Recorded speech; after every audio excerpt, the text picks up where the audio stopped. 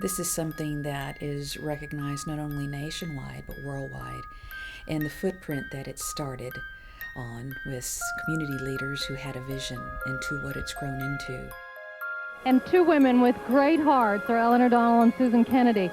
They have been with this project from the beginning, and the hats tell the story. When I was president of the association, which was before we had a real board, before we had the aquarium planned, exactly, we were just planning it, thinking about it. So we decided that we wanted to pattern it off the Monterey Bay Aquarium, showcasing what animals were out in our bay. And so Julie Packard came and spoke to us, and at the time we had every member of our board bring a table of friends, pay for them, bring a table, and that's how we got a big community involvement.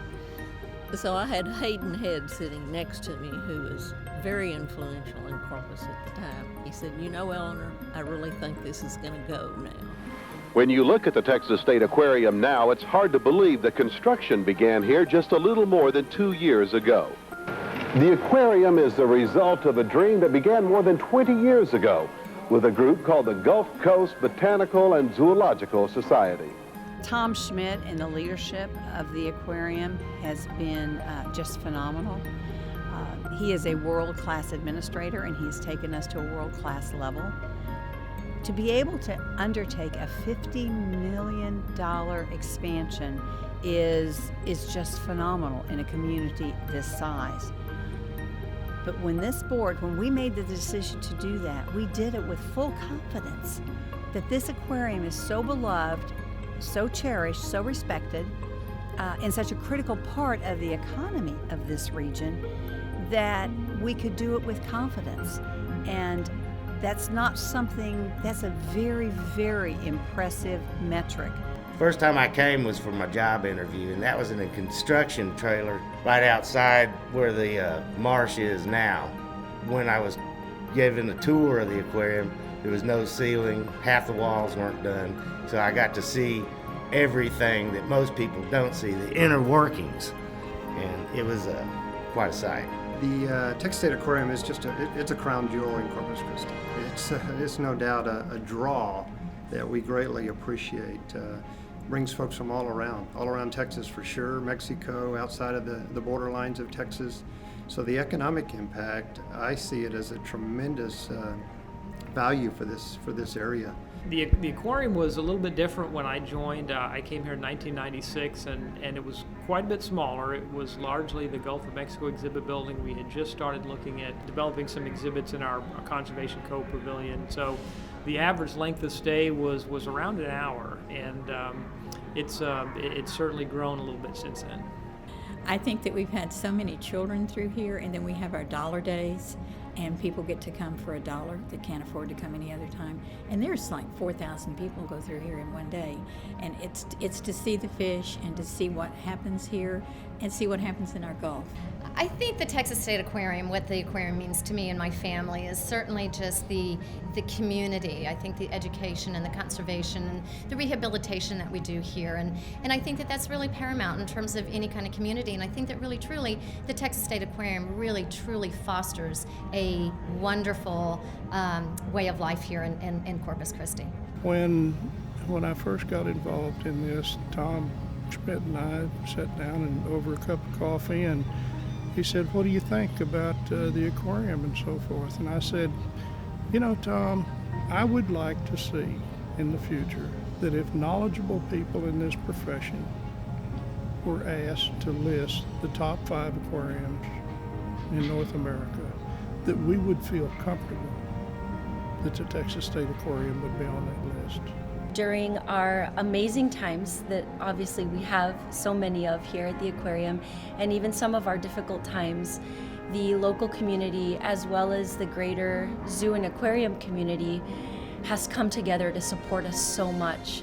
It's an amazing and really humbling experience to be able to sit back and really see and realize that we are actually accomplishing what we set out to do every single day. I can't believe I've been here going on 25 years. March, it'll be my anniversary. So I'm absolutely honored to be here. to continue to see, like I said, this great facility grow. And now on the Caribbean, you know, that's going to be a whole new addition. You know, that's our second phase of the aquarium. So I'm privileged and honored to continue to be here. To know that this aquarium is going to double in size is quite amazing to me. It's already seen as one of the top aquariums across the United States, and no doubt in my mind with this expansion, with the Caribbean wing and the extra research and development and dining and experiences that are going to come with this, it will be exceptional.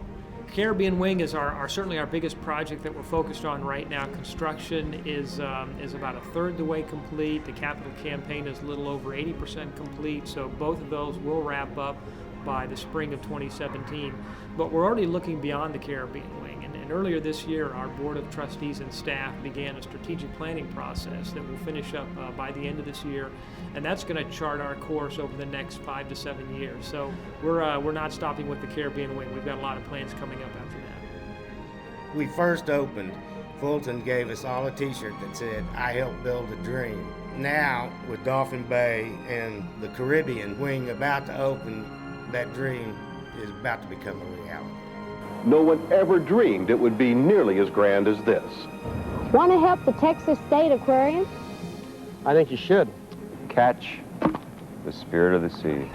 I believe the Texas State Aquarium means a great deal to our local community as well as the state of Texas. Currently, right now, we infuse $43 million into our local economy, and once we complete our Caribbean Journey Wing, we will be able to infuse about $73 million, which is an incredible amount. If I think about how the aquarium impacts lives, and I think about the feedback that we've heard from teachers and from guests and from parents and folks who have visited, there's one story that kind of stands out in my mind. There was a teacher that contacted us from Laredo. She had brought a school group here, and prior to bringing the school group here, she was encouraging her kids and telling them about the trip and getting them excited about coming to the aquarium. Many of them had never been to the coast before, had never seen the Gulf of Mexico before. She had one student in particular that was kind of a troublemaker, and she told him that if he didn't improve his behavior, he wouldn't be able to make the trip.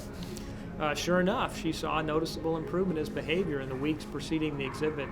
One day she walked by his desk and he had a calendar out, and he was Xing out the days, and she asked him what the calendar was, what he was doing with the calendar. He says, "Well, I'm counting down the number of days till the best day of my life." And so they came to the aquarium. They had a great experience, and this is the first time he had seen the aquarium, first time he'd ever seen the Gulf of Mexico.